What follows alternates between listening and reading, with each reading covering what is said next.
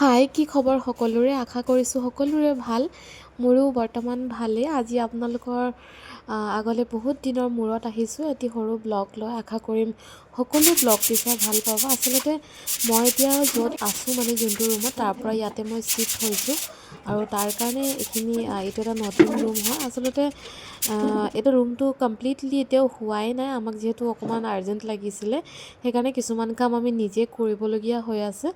কাৰণ তেওঁলোকে অকণমান টাইম লাগিব বুলি কৈছিলে। বাকীখিনি এনেই বাৰু গোটেইখিনি হৈ গৈছে, কিন্তু ৰং কৰিবলৈ বা তলৰ প্লাষ্টাৰ যিখিনি হয় সেইখিনি কমপ্লিট হোৱা নাছিলে ভালদৰে। তো নিজে এইবিলাক চাফ চিকুণ কৰি মেলি তাৰপিছত ল'বলগীয়া হ'ল। এয়া আমি চাফ চিকুণ কৰি লোৱাৰ পিছতে ৰুমটো অলপ, যিহেতু চবে কৈছে পূজা দি ল'ব লাগে বুলি নতুন ৰুমত আহিলে, সেইকাৰণে মোৰ কিছু অসুবিধাৰ কাৰণে মই দিব পৰা নাই। সেইকাৰণে থাপনাখনৰ যিখিনি মানে নিয়ম হয় গোটেইখিনি আমাৰ বৌয়ে কৰিছে। আৰু এয়া বৌয়ে এতিয়া ধুনীয়াকৈ থাপনাখন মানে থৈ পেলাই কলপাত দি পেলাই ধুনীয়াকৈ কাটি হেৰি কৰি তাই এতিয়া ধুনীয়াকৈ পূজা কৰি দিছে আৰু যিটো কৰিব লাগে সৰু সুৰাকৈ। তো যিহেতু চবেই কয় আচলতে নতুন জেগা এটা আহিলে বা নতুন ৰূপত আহিলে মানে অলপ পূজা কৰি ল'ব লাগে বুলি, যিহেতু আৰু ভালেই লাগে দিয়কচোন।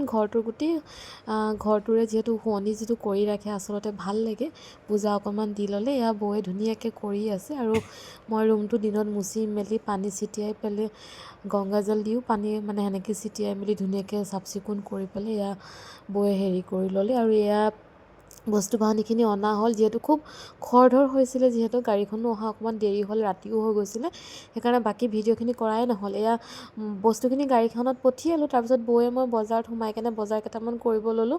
দেখা পালোঁ যে মানে বস্তু আহি পেলাই অলৰেডি ৰেডি। লগতে ওচৰৰে বৌ, আইতা, বৰমাহঁত, খুৰীহঁত খুব মানুহ আহি মানে আছিলে। তাৰপিছত আহি এয়া মই চাহ তাহ বনাই মেলি মায়ে বনাই মেলি ধুনীয়াকৈ দিলে। আৰু এয়া মই খানা বনাই আছোঁ, যিহেতু কেইগৰাকীমানক ভাত খুৱাই পঠিয়াম বুলি ভাবিছোঁ। সকলোকেতো নোৱাৰিম, কাৰণ যিহেতু যতন নাই তেনেকৈ ডাঙৰ একো। তথাপিও চেষ্টা কৰিছোঁ আৰু যিমানখিনি পাৰিছোঁ। এই আইতা আৰু বৰমাহঁত বহি আছে, ভাইটি আছে। তাৰপিছত তেনেকৈ মোৰ মাহী ল'ৰা ভাইটি আহিলে। তাৰপিছত ওচৰৰে ভাইটি ল'ৰা এজন আছিলে, সিও আহিলে, যিহেতু বস্তুবিলাক অকণমান ধৰি দিবলৈ মই ক'লোঁ।